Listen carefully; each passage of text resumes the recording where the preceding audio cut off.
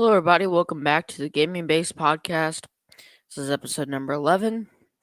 Hopefully, y'all's day is going well. Let me go ahead and check the stream, make sure audio and the video is all good, and then we'll get started.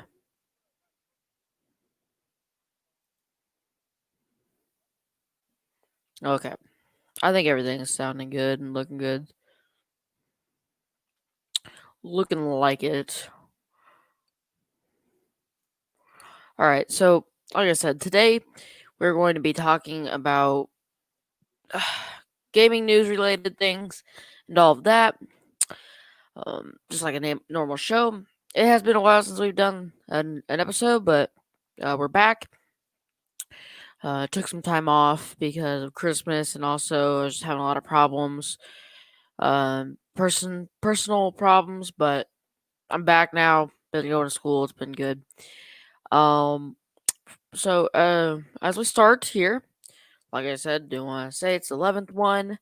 Already seems like we've done. It seems like we haven't done that many, but we have done 11. So yeah, thank you all for watching the shows. So as we get started here, I first want to talk about the Discord server. This is the community Discord server that I made for you all, the viewers on Twitch and the viewers on YouTube. So I'm going to share my screen so I can share that with you and we can look at that. I did do several revamps last night to the server. So let's go ahead and start. But all I did was I changed. I added a ping cord for the notifications for YouTube and Twitch. Add YagPDB. So all that looks better now. Let's see. Added Unbelievable for games. So just little things like that. I don't know why it hasn't told you all it's uploading yet, or not uploading, but that's kind of what ping cord looks like. It should have popped up the streaming. I don't know why it hasn't popped up yet. Let me actually remove that. But yeah, the invite link will be in the Discord or in the YouTube. Uh, it will be in the YouTube description, and on Twitch, I will put the link in there to my link tree, which has all my links, and I'll put that in the chat right now. There you go. Okay, I'm gonna go ahead and check ping cord real quick. I don't know if I have it set up right or what, but um, like I said, yeah, it's a pretty fun time over there in the community server. So if you want to be a part of that, you can chat with me, you can chat with my friends, you could chat with other people in the community, whatever you want to do, it's there. And yeah, that'll be a fun time for everybody. Looks like I have Discord set up or the ping cord set up through Twitch, but it's just interesting. It's not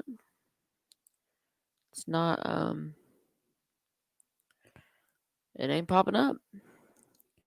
That's very interesting. Sometimes these bots fail us. But it's whatever.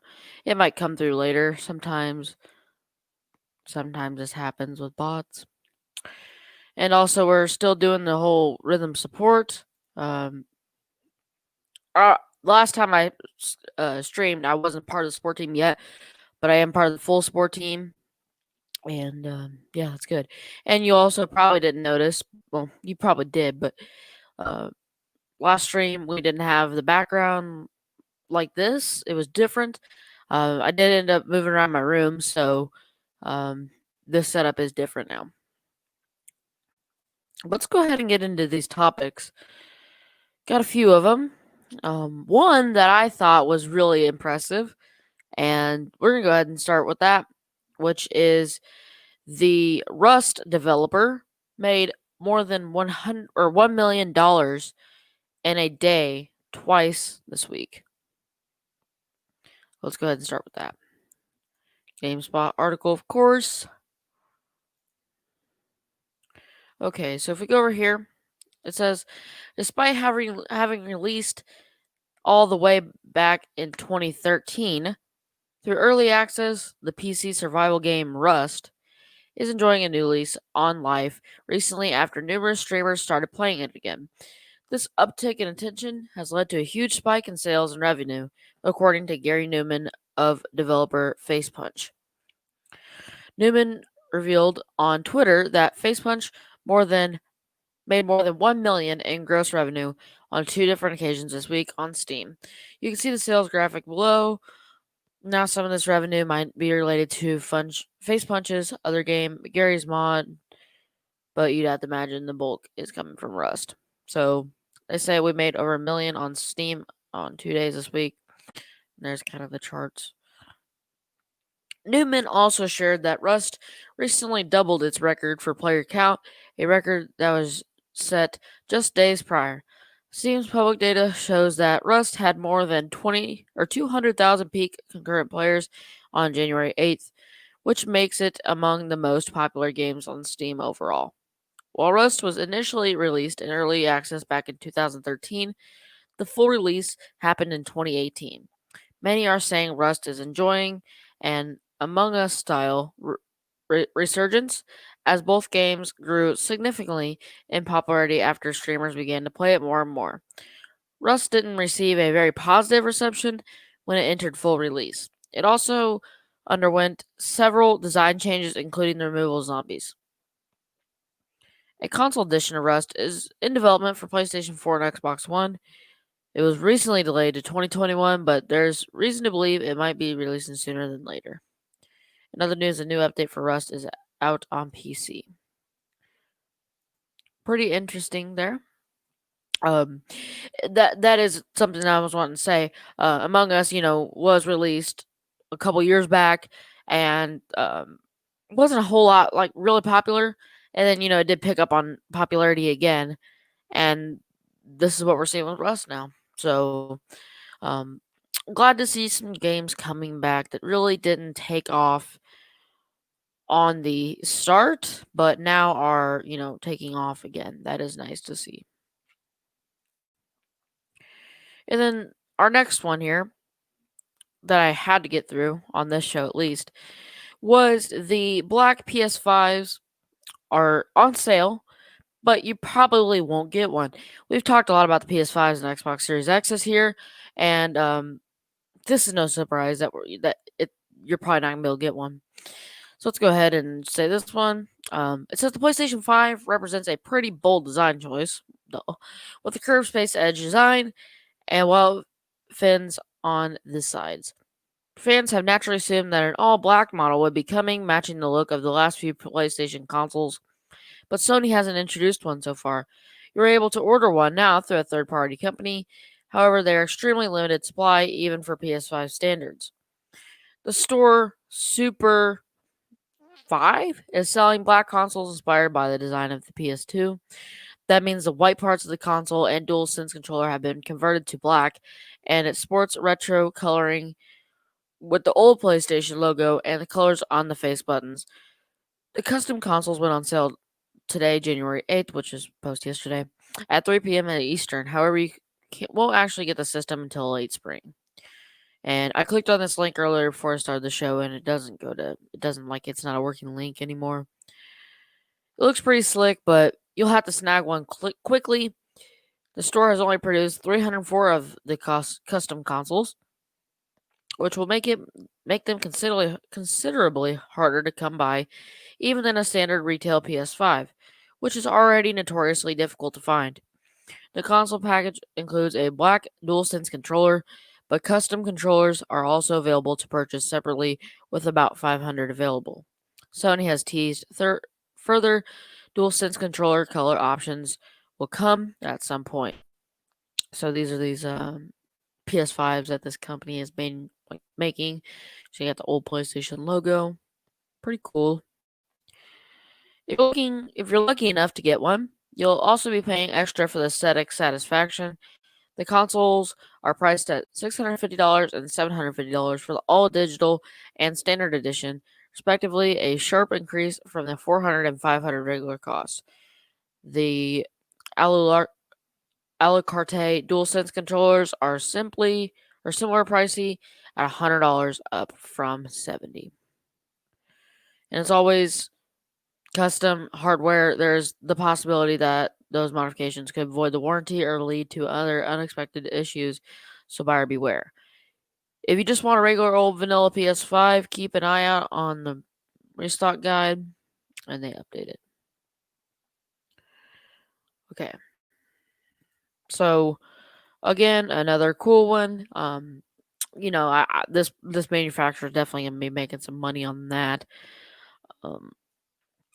because everyone wants a black console, so we'll be making some money. Looking like to me, in my opinion. So I want to go over. Actually, I don't know if I deleted all my emails or not, but I'll check for you guys. But Streamyard, well, like collaborated or something with this business, so I'm gonna look and see if I have that.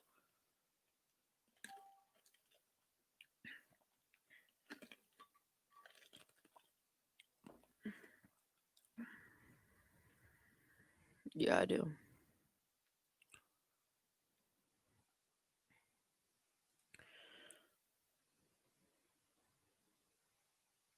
Okay, I'll just show this off here.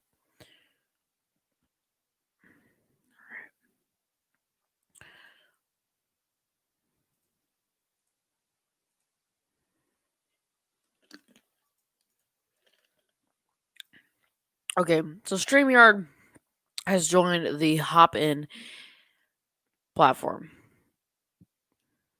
So, other than this, they've made some audio quality updates and, of course, the themes. But read through this. They say we have some exciting news. Streamyard has officially joined the leading virtual events platform Hop-In. Dan and I have always said that we are in for it. We're in it for the long haul, and this is set by Gage, of course. And nothing has changed there. We'll run Streamyard as a separate brand, laser focused on serving you. The only change, we'll have more resources to move faster. And then they have their town hall. What does this mean for me, the consumer? Hop-In's mission closely aligns with Streamyard's. We'll continue serving you, keeping our three product pillars in mind: ease of use, stability, and professional streams. StreamYard now has significantly more resources. We'll utilize those resources to create an even more compelling experience.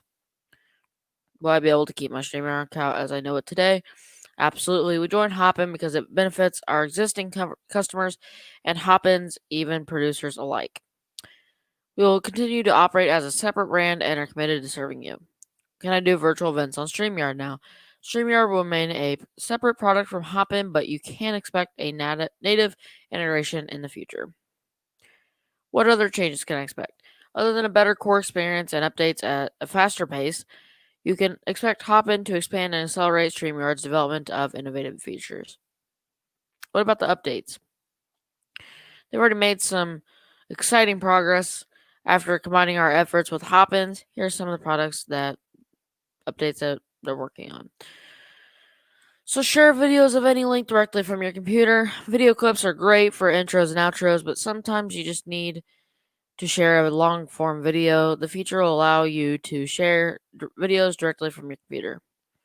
More themes and animations. They've added 2 new animated themes to the studio. Video and audio improvements. They're constantly improving video and audio quality. We've improved support for several types of devices. Backup streaming servers for everyone. Will now automatically reroute your stream via alternate streaming servers in the case of infrastructure failure, regardless of plan level, because stable streaming should not cost you extra. Separate audio tracks. After a broadcast ends, customers on the professional plan will have the option to download individual tracks for each guest. This is a great option for podcasters and anyone else who needs more control over their audio recordings. And that's just a little bit about Hop-In. They've been founded in 2019. They're a all-in-one virtual event platform. You can create live, virtual, and hybrid events that are interactive and immersive, and that's all it is. So, yeah, pretty looks like a pretty good like integration with Streamyard and Hopin. Glad to see that.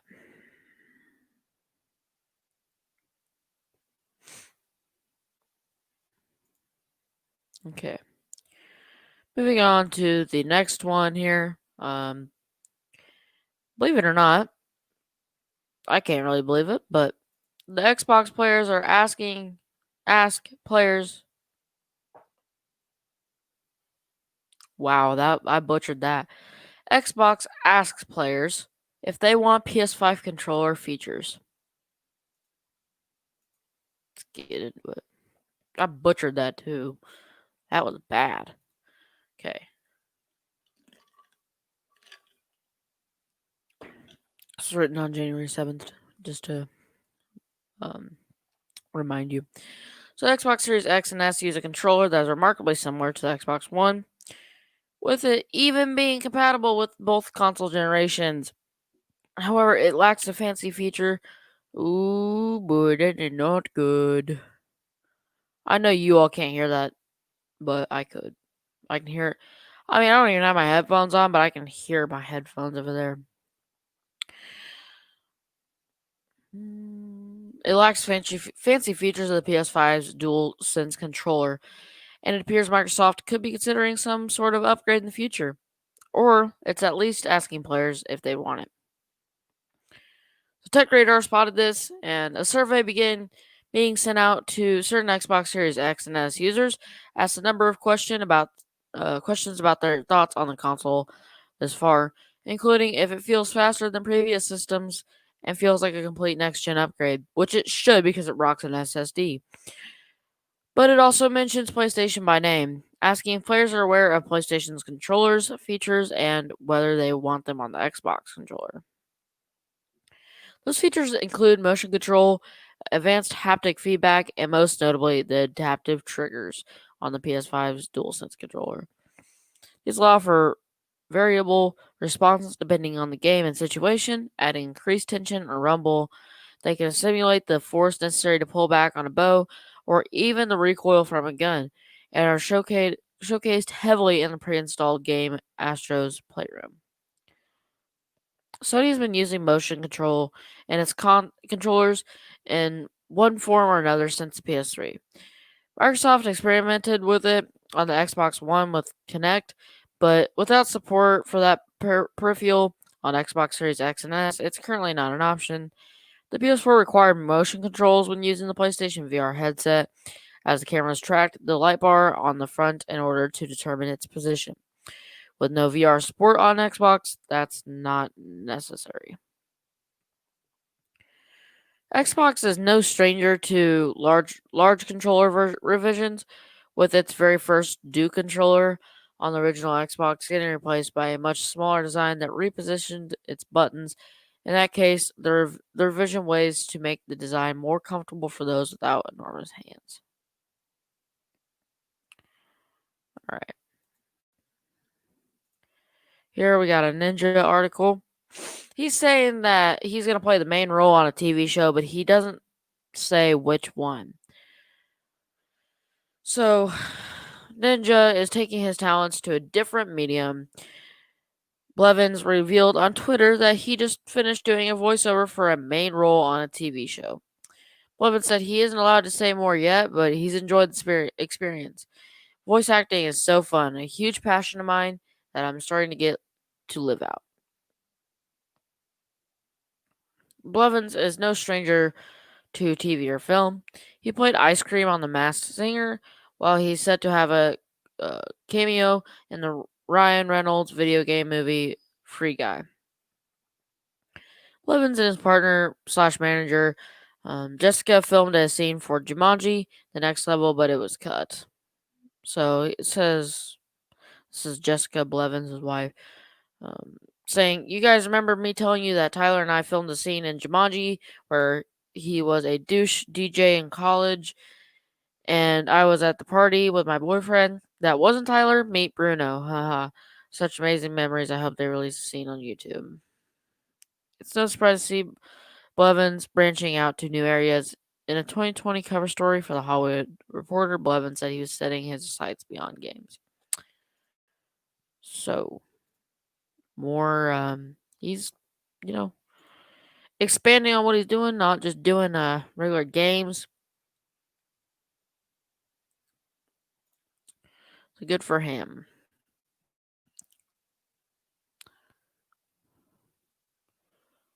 Good for him.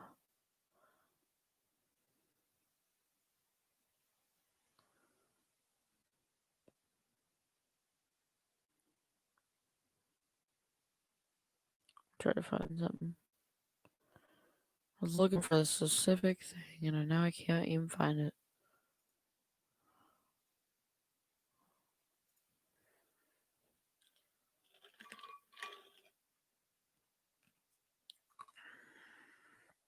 I thought I hit it. Started designing my like I made a whole YouTube video on Canva. Um if you want to see that, go to my YouTube channel, check that out. But I just figure it's worth mentioning how great it is and how I'm using it for graphic design. So yeah.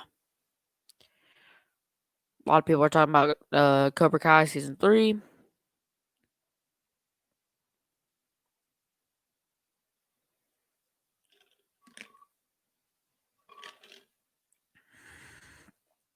Alright.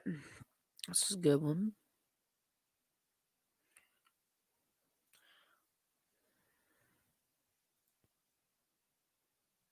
Let me banner for this real quick. So I don't know how many of you all out there watch this cartoon. I don't really watch it, but I figured this is worth mentioning that the Bob's Burgers character designer died after a skydiving accident. So let me go ahead and get the screen. Well, actually, let me throw that up on screen real quick. Oh, I'm feeling a different color. Hold on, I gotta change that. That is not good. Let me change that color. There we go. All right.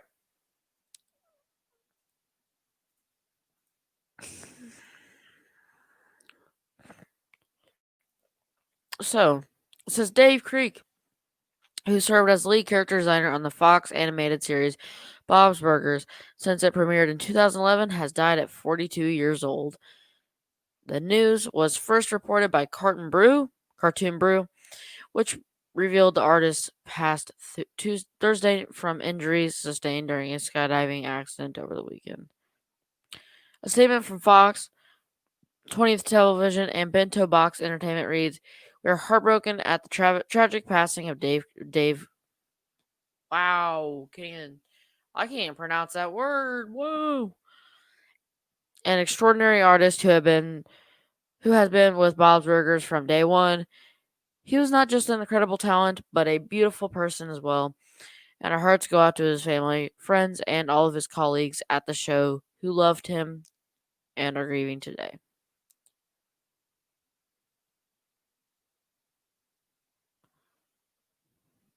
According to Variety, Creek was a skydiving enthusiast, and a quick glance at his Instagram account will see a number of dives he's taken over the years, along with images of personal art projects, which included miniature tree houses attached to bonsai trees. Following news of his passing, several of those who work on the show expressed their grief on Twitter, including writer Wendy Molly Nix. If you love Bob's Burgers, you loved Dave Creek. He was an adventurous, funny, outgoing, amazing artist, and one of the most incredible, interesting people I've ever met. I often thought that Dave really knew how to live, and I wish he got to live some more. Rest in peace, buddy. Director Simeon Chong also wrote about Creek, tweeting, "Today we tragically lost our lead character designer and friend, Dave Creek. A wonderful, brilliant, and talented man who I can guarantee designed your favorite character on Bob's as at some point. I'll miss you, buddy." So you can see some other reactions from Bob's Burgers. Bernard Drimman said, "We lost a great artist and a great friend at Bob's today. Our lead character designer, Dave Creek. He's one of the many designs Lane, Lady Tinsel, and one of his credible tree houses."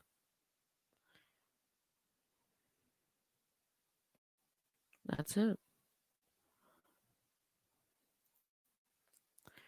Pretty unfortunate. Pretty unfortunate to hear about people dying. Not a good thing. Definitely not something that anyone wants to hear or encounter, but it is life. That is how it goes. And all you can do is move on, man.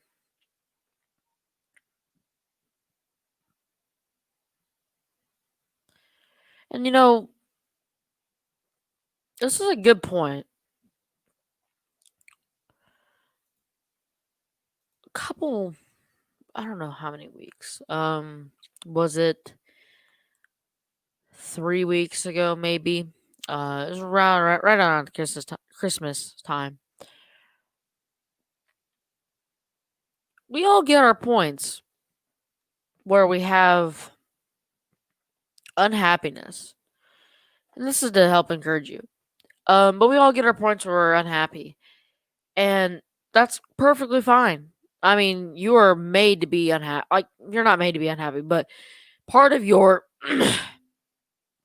brain is, and just part of life is unhappiness, and it's perfectly fine. That's a part of you. The world wouldn't be like it is if there was just complete happiness all the time, and that'd be great if there was, but it ain't. So, especially with like the um, White House attacks and the moving on of our great president, I was really feeling bad, or I wasn't feeling bad. But I was feeling really down, and I was feeling I was feeling so much like crap because my grandma, like I said, went to a nursing home. She ended up having a GI bleed. She had to go to the hospital where she was luckily able to get that fixed because of aspirin that happened. She went back. 2020 really just matured me like so much. It's not even funny how much I've matured over 2020. And I can handle things like that pretty well. But I had a really good relationship with my grandma. I mean, I went up to her house a lot. She was like right up the road, or not even the road. Like our backyards are connected. So I walk up there all the time, and it really made me sad when she started declining so much. So it depressed me. It put me in a depression. And when she went to the nursing home, that really depressed me. And I was really unhappy. So I don't like things getting like that, getting the best of me. So I didn't let it. I mean, I definitely wasn't happy. And maybe my content reflected that, and I'm sorry if it did. But using these online resources, making content, spending time with you all on like Rhythm couldn't have come at a more perfect time. It really helped me with finals, like the stress from finals and all of that. It really helped me with all my depression. Like, and I don't have depression. Like, that's not a mental problem of mine. but every now and then I do get depressed, and that really helped with it. So, so many things that I've been thinking of have been coming to life, and that's really made me happy. So, I really do want to just say thank you, everybody at Rhythm, for just letting me in at letting me have the experience of tech support and letting me be a part of the community and just letting this experience be the way it is. I mean, I never thought I was going to be part of a community so big like Rhythm. And I never thought when I filled out that application that I was actually going to get accepted. Never did. Um, it still shocks me every day that I got accepted. And nothing makes me happier than going and talking with them or you guys. So making content for you all. So like I said, thank you all for being there. Thank you all for helping me during my points of sadness. I hope I help you during your points of sadness. And like I said, just don't let things that happen in your life take away from your happiness, because your happiness is more important to like the people that you surround you more than anything. And the people that around you care about you and they want you to be happy. So don't let things that are happening in your life inflict bad or sadness on those people.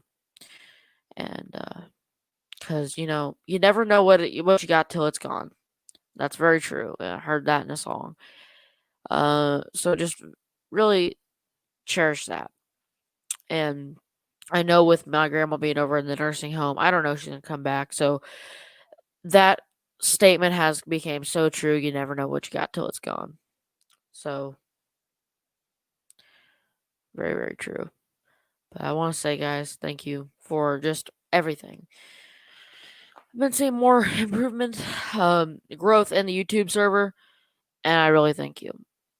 So, without any other discussion, I'll see you all later in the next one. Take care. Happy. Why did I say happy? There ain't no holidays. I just smacked my freaking computer. But have a great rest of your night or morning or afternoon, whatever it is for you. I'm gonna go try to unwind, compress a little bit, and get ready for the school grind again. See you guys later.